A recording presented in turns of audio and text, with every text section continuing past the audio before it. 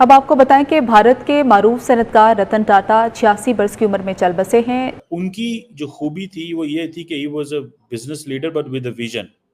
इसने भारत में जब टाटा ग्रुप को 1991 में संभाला और 2012 में जब इसके चेयरमैनशिप को छोड़ा, तब इन्होंने इसकी वैल्यू हैसियत $100 बिलियन की कर दी थी। तो इट मीन्स कि ये एक शख्स आता है, वो सारी की सारी जो हिस्ट्री है बना के चला जाता है। दीज आर ब्लेस्ड पीपल, ये ब्लेस्ड लोग होते हैं। He is no more with us, but he will live due to his compassion and empathy, his kindness, जिसकी आज हर कोई बात कर रहा है। That he left a legacy. Pakistan की अक्सर मैंने देखा है कि पाकिस्तान में जो ग्रुप्स हैं वो बड़े नहीं होते। कि एरोस्पेस हो, मेटल्स हो, इंफ्रास्ट्रक्चर्स हो, ट्रेवल हो, retail, e commerce, technology, food, beverages, lifestyle, telecom, automobile या फाइनेंस, ड्यूरेबल्स, कौन सा ऐसा सेक्टर नहीं है जहां 40 से ज्यादा कंपनियां इस एक अकेले शख्स की अगुवाई में खड़ी कर दी गई। लेकिन एक ऐसा बंदा जिसको मरने से 2 दिन पहले रतन टाटा ने आज से 2 दिन पहले ट्वीट किया कि ये खबर जो चल रही गलत है भाई, आई एम अलाइव, मैं तो बिल्कुल ठीक हूँ। ये जो बहुत हाई स्पिरिट्स में रहता है आखिरी वक्त तक, वो कहता है। इससे पता चलता है कि उनकी पर्सनालिटी का क्या, कामयाबी का क्या रास्ता। पाकिस्तान में लोगों को समझना चाहिए कि जब एक शख्स इतना बड़ा चेंज ला सकता है तो वहां ऐसे लोग क्यों नहीं हो सकते। जी हाँ दोस्तों, रतन टाटा जो इतने बड़े शख्स थे, इतने महान शख्स थे, उसको खोकर हमें ना बहुत ज़्यादा दुख तो होगा ही होगा। और जिस तरीके से उन्होंने एक लेगेसी छोड़ा है पूरी हिंदुस्तान में, ना सिर्फ हिंदुस्तान में, पूरी दुनिया में उनकी जो छाप छोड़ा है, और जिस तरीके से उनका लाइफस्टाइल था, सरल जीवन था, उसे देखकर कई सारे इंस्पिरेशन लेते थे। और जिस तरीके से उन्होंने बिलियंस ऑफ डॉलर्स डोनेट किया, एजुकेशन हो, हेल्थ हो, हर सेक्टर में, मतलब जितना हो सकता उतना मदद करने की कोशिश की एज अ बिजनेसमैन। ये बहुत बड़ी इम्पॉर्टेंट है, क्योंकि हर कोई ऐसे डोनेट हेल्प करने की सोच नहीं रखता। ऐसे सोच रखने के लिए, ऐसे विचार रखने के लिए, मतलब आउट ऑफ द बॉक्स सोचना, क्योंकि इतना बिजी पर्सन होने के बावजूद लोगों की मदद के लिए सोचता है ना, वही एक खासियत है रतन टाटा की। और जिस तरीके उन्होंने सरल जीवन, एकदम नॉर्मल जीवन जिया है, इसके ऊपर पाकिस्तानी क्या कह रहे हैं, चले दोस्तों पहले वीडियो देखते बाद में हम बात करेंगे। अब आपको बताएं कि भारत के मारूफ सनतकार रतन टाटा 86 वर्ष की उम्र में चल बसे हैं। उनकी जो खूबी थी वो ये थी कि he was a business leader but with a vision. Interesting चीज ये है जो that he left a legacy. Pakistan की अक्सर मैंने देखा है कि पाकिस्तान में जो ग्रुप्स हैं वो बड़े नहीं होते। तो इट मीन्स कि ये एक शख्स आता है, वो सारी की सारी जो हिस्ट्री है बना के चला जाता है।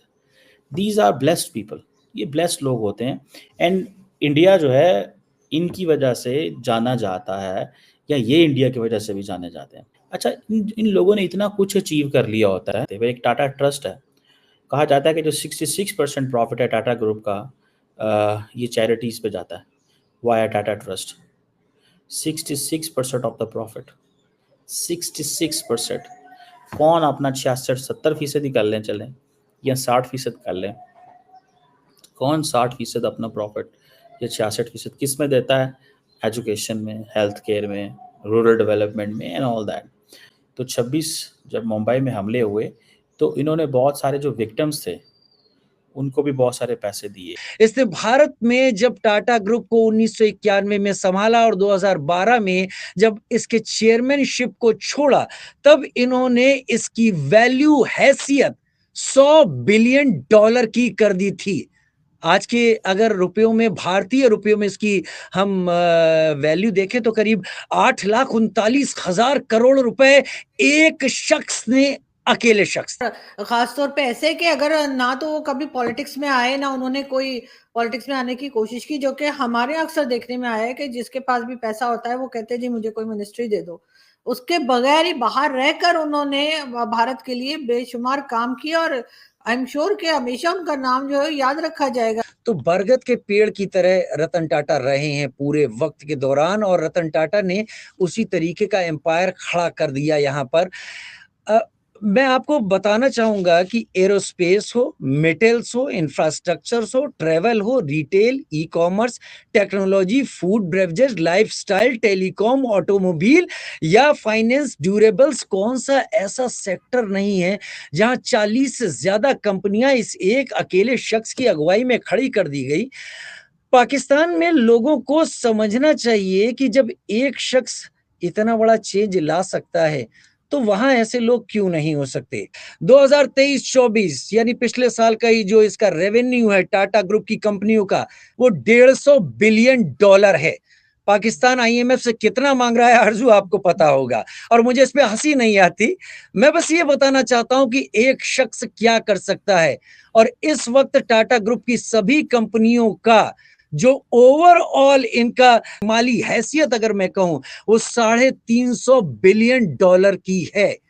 एक ग्रुप, टाटा ग्रुप इतना बड़ा कैसे बन जाता है, उसके पीछे एक शख्स की वो सोच जिम्मेदार होती है, जहां पर वो ये तय करता है कि मुझे लोगों को कुछ बेहतर देना है।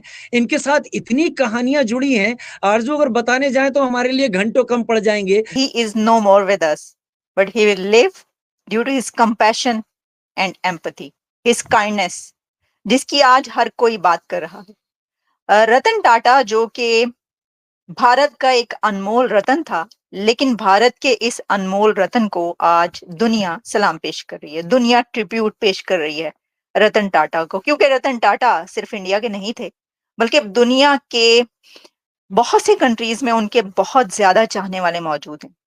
और इसकी वजह ये कि वो सिर्फ एक बिजनेसमैन नहीं थे, वो एक बिजनेस टाइकून ही नहीं थे, वो एक ऐसी एम्पायर के मालिक नहीं थे जिसको वो ग्लोबल लेकर गए। वो एक इंडस्ट्रियलिस्ट से ज्यादा एक काइंड ह्यूमन बीइंग थे। लेकिन एक ऐसा बंदा जिसको मरने से 2 दिन पहले रतन टाटा ने आज से 2 दिन पहले ट्वीट किया कि ये खबर जो चल रही गलत है भाई, आई एम अलाइव, मैं तो बिल्कुल ठीक हूँ।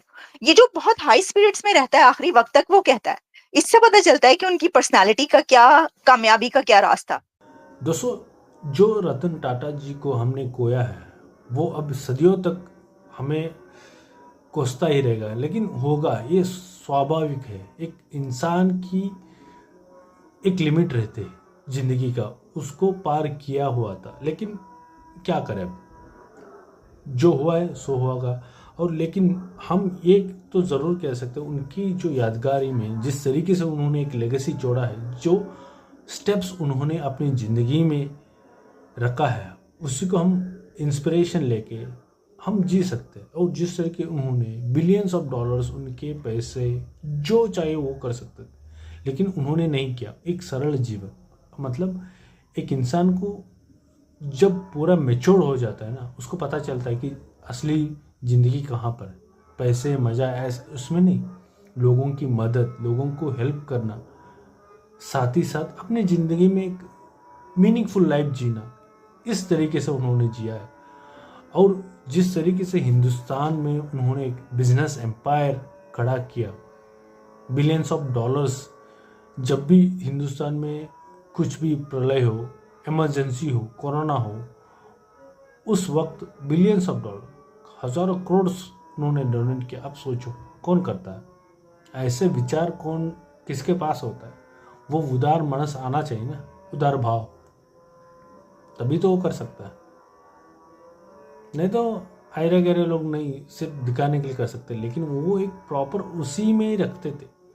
हर कोई, चाहे हेल्थ हो, इंडस्ट्री हो, एजुकेशन हो, हर सेक्टर में वो डोनेट करते थे। ऐसे मतलब खुद पाकिस्तानी रो रहे कि भाई हमारे पास ऐसे क्यों नहीं है बड़े बड़े बड़े बड़े, जो इतने बड़े हैं पूरी दुनिया में, जो चाहे आप ये कहो उसमें उनका प्रोडक्ट रहता ही रहता है, चाहे कौन सा भी कंट्री। उतना हिंदुस्तान में तो छोड़ो, बाहरी देशों में भी तो इतना प्रोडक्ट्स है उनके, चाहे टी हो, स्टील हो, व्हीकल हो, एरोप्लेन हो, डिफेंस हो, सॉल्ट, मतलब हर चीज़ इतना बड़ा एम्पायर बना दिया। लेकिन बहुत सारे लोगों को पता नहीं था, स्पेशली फॉरेनर्स को। लेकिन धीरे धीरे रिसेंट ईयर्स में बहुत पता चला है कि टाटा कितना बड़ा एम्पायर है। बहुत सारे लोगों को पता नहीं था। क्योंकि अगर सोचो टाटा इस अपने जो कंपनी के रेवेन्यू उसमें डोनेट नहीं करते, आज टाटा कहाँ पे रहता? दुनिया में टेस्ला वस्ला कुछ भी नहीं, उनके आसपास भी नहीं रहते। लेकिन वो नहीं सोचा, वो रेस में नहीं भागे। एट द एंड हम लोगों को मदद करके ही जाना है, वो सोच कर ही वो बिजनेस करते थे। इतने अच्छे और इतने अच्छे विचार के साथ वो जीते थे। इसके ऊपर आपकी क्या है, प्लीज़ कमेंट बॉक्स में कमेंट करिए। बहुत बहुत धन्यवाद दोस्तों।